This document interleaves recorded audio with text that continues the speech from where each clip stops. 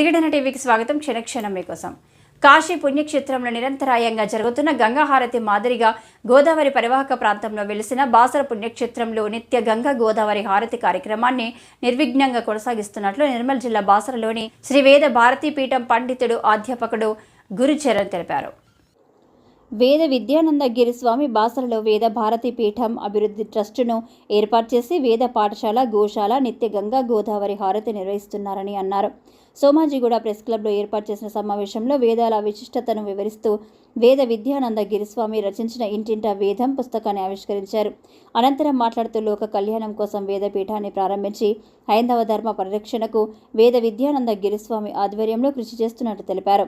ప్రస్తుతం వేద పాఠశాలలో 80 మంది విద్యార్థులు దేవాలయ వేదాలను అభ్యసిస్తున్నారని, ప్రభుత్వం సహాయం చేస్తే మరింత అభివృద్ధి చేసి విశ్వవిద్యాలయంగా తీర్చిదిద్దుతామని అన్నారు.